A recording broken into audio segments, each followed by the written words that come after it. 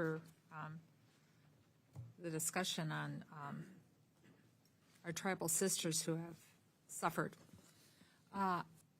Secretary Burgum, I had a kick off the defense meeting, but I did read your testimony. It's good to see you as the being from family from Oaks, North Dakota, spending time in Williston and Sidney, Montana. I know where the trains run on time and where they change the time in Mandan.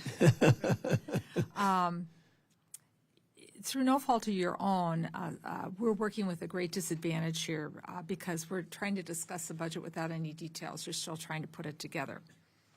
We did get a skinny budget, and then it has a 30.5% cut to the Department of Interior, which, I think, speaking for myself, being a former chair with other former chairs sitting here, we think deserves a whole lot more money for the work and the job that we have to do. So to see a cut is really disappointing for us. We're trying to do things, many of the things that we talked about here, schools, law enforcement, clean water, having the personnel out there to work locally.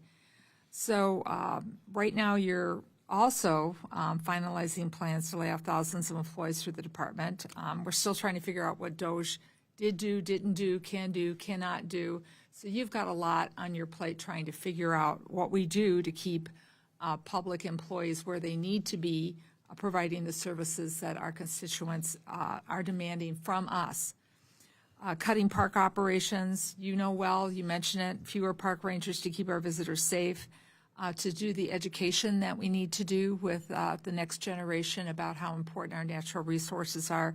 And then there's just less maintenance of trails and national landmarks and that people go to visit the great state of North Dakota. I'll throw South Dakota in there just to keep everything good in the 5-state area, just to see what's happening. And it's those personal connections. One of the things that I found really alarming is the 39% cut to the U.S. Geological Survey. That's the scientific backbone of your department, the flow of water that sustains life, water that sustains our economy, whether it's crops. And then water, as we well know with what happened in Fargo, Moorhead, is still fresh in everybody's mind if you're around there, what happens when there's floods. So I hope, Mr. Chair, that as we have a little more money coming our way, that we don't forget the U.S. Geological Survey. Well, they propose, we dispose. And so this is perfect. Leads into what Chairman Cole was saying about making sure that there's money for historic preservation. So the cuts of $900 million from tribal nations, public safety, school infrastructure, you heard it. I just have to reiterate, we're very, very concerned about that. So as I said, we haven't seen much of your budget. So let me turn to something that isn't budgetary, which I normally don't do in this committee. I'm going to have my staff hand you a letter. This letter was sent on April 8th by me and other members of the Minnesota delegation. It is, and I can imagine how many letters you have, and maybe this one wasn't at the tip top of the first pile that was on your desk. The Mississippi National River Recreation Area was established by Congress in 1988 as a partnership park.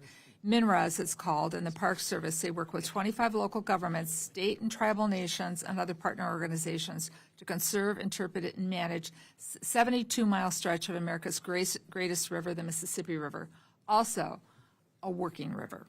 It incorporates local parks like the Bruce Vento Nature Sanctuary, named after my friend and predecessor who sponsored the MNRA organization. Earlier this year, Elon Musk directed GSA to cancel the leases for the park's operational headquarters in its only visitor center, located in the lobby of the Science Museum of Minnesota. Roughly 230,000 visitors last year learned about the biology, the history, and the culture of the Mississippi River from park rangers through interactive exhibits, including, and I threw a couple of photos in there, like a flying eagle, and how to tie off a barge, something I didn't learn how to do growing up in South St. Paul on the Mississippi River, but I can tell you it's hard work from trying to do it at the Interpretive Center. MNRA is the only Park Service unit with the mission of interpreting the Mississippi River, our nation's river that everybody knows how to spell in this country, and people all around the world know how to spell it. The great river's ecological and economic importance to our nation. But here's the other thing. Not only do a lot of urban visitors visit that park, but people come from all over the 5-state area, as you know, to go to that history center. That's where park rangers are telling them about the grass lanes, Theodore Roosevelt National Park, what's going on in Michigan, in the Great Lakes area. So it is a huge bang for the National Park Service's buck to be in the Science Museum. So we understand that the mineral leases are no longer on DOJ's list, but we haven't received any official response to my letter yet. So can we talk about this some more? Can we meet with other members on this before any further decisions are made about MNRA's future and losing that one interpretive center in the Twin Cities, in the, because it's the Dakotas, it's Iowa, it's our cousins from Canada who come down there, all in there being exposed to the Park Service. I love MNRA, but I love the Park Service even more. So can we work with your office on this? Well, yes, we can. And your information matches mine, which is that these 2 leases that you're discussing in the letter are off the list. And so I'm anticipating that we'll have communication confirming that with you. We've tried to also work both in the St. Croix Scenic River and on the Mississippi River to try to get not grandiose monuments to anybody, but to have more Park Service interpretation and that. And we also need to find a better lease space for MNRA and that's more on the river. The last thing I would add is when we were talking about law enforcement picking things up, I just for the record want to say how grateful I am to the St. Croix Sheriff's Department for the work that they do on the St. Croix River, because between us and Wisconsin, there's no other law enforcement first response out there for boaters on the scenic river. So we try to be a good partner. We look forward to being an even better partner with you in the future.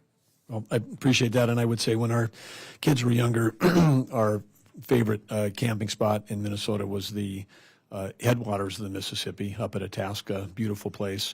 And when they were younger, they'd been to the Science Museum, so I've been there with them as well. And I've also boated in the recreation area. I've got a sister and a nephew that live in the Twin Cities.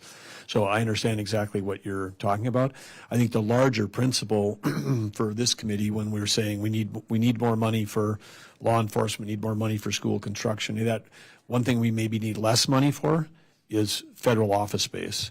I mean, we have got so much office space in this country, and in some cases we need it. Some places it's a prime location, like in this case in the middle of the Science Museum. But we've got and particularly with the capability for people to effectively work remotely, or if we want to get more people out on the front lines, more people on a patrol boat, less people sitting in an office. We have to look at that balance, and I think that it's same for every state. I saw this in North Dakota. I mean, a little state like North Dakota, when I came there, I said, how much space do we have? Nobody knew. It wasn't on a balance sheet. Turns out we had 24 million square feet of space in little old North Dakota. And I'm like, do we need that much? No. Well, if you can get rid of, consolidate leases, renegotiate leases, do things like that.